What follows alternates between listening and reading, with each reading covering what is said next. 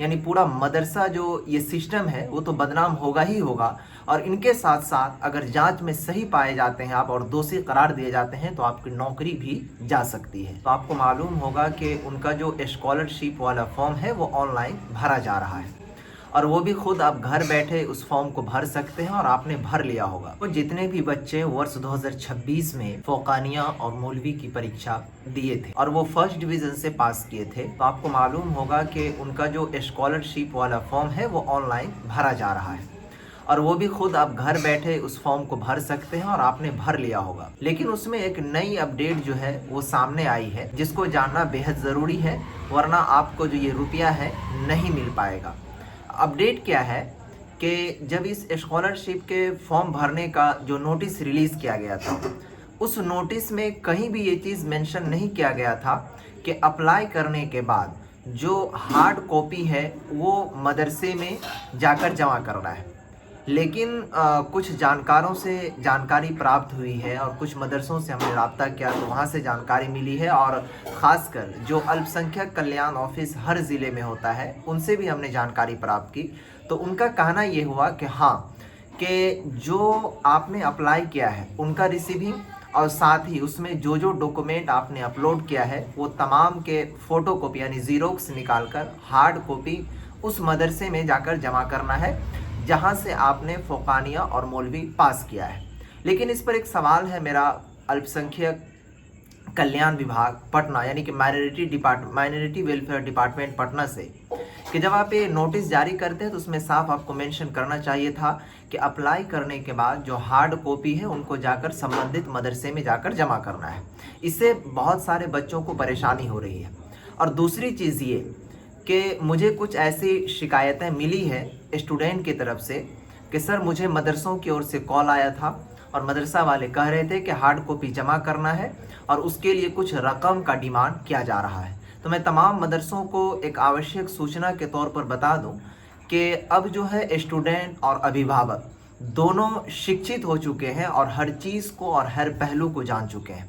आपको एक कांड मालूम होगा, अभी कुछ महीनों पहले मौलाना मजहरुल हक अरबी एवं फारसी विश्वविद्यालय में जब विजिलेंस विभाग का छापा पड़ा था तो उसमें रंगे हाथ गिरफ्तार होते हुए जो वहाँ के कर्मी थे वो पकड़ाए थे, शायद आपको मालूम होगा। इसीलिए इस चीज़ को आप अंजाम न दें, इशारा इशारा में इन चीज़ों को समझ लीजिए, वरना पूरा मदरसा सिस्टम यानी पूरा मदरसा जो ये सिस्टम है वो तो बदनाम होगा ही होगा।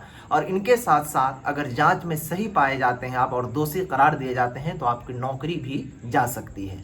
इसलिए हार्ड कॉपी जमा करने के नाम पर कोई भी रुपए की अवैध राशि आप वसूली न करें, क्योंकि ये चीज़ बिल्कुल फ्री ऑफ कॉस्ट है। अगर आप ऐसा कर रहे हैं तो ये दंडनीय अपराध है और जांच में अगर आप सही पाए जाते हैं तो आपके ऊपर कार्रवाई भी की जा सकती है।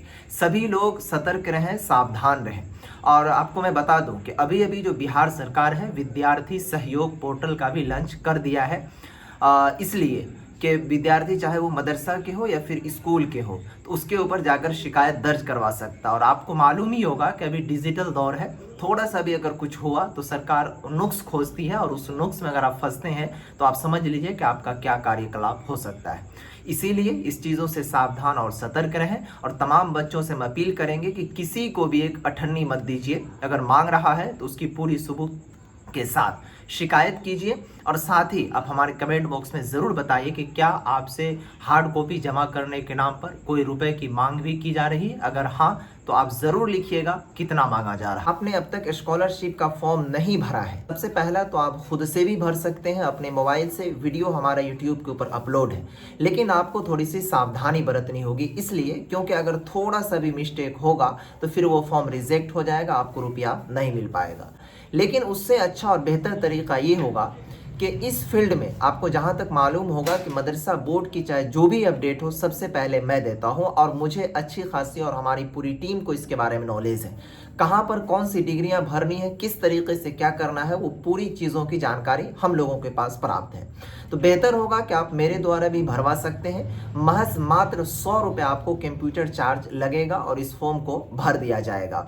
तो इसलिए वो तमाम स्टूडेंट जो इस वर्ष 2026 में फर्स्ट डिवीज़न से फुकानिया में पास किए हैं या फिर मौलवी में, और निवास प्रमाण पत्र आपका 2026 का बना हुआ है, तब आप इस दिए हुए नंबर पर राब्ता करके इस फॉर्म को जितना जल्द हो सके लास्ट डेट से पहले पहले भरवा लें। वरना लास्ट डेट आने के बाद आपका कोई भी रिस्पॉन्स नहीं लिया जाएगा कि आपको डेट बढ़ा दिया जाए या फिर क्या। अभी तक लास्ट डेट इसका मेंशन नहीं किया गया है। तो जितना जल्द हो इस नंबर पर राब्ता करके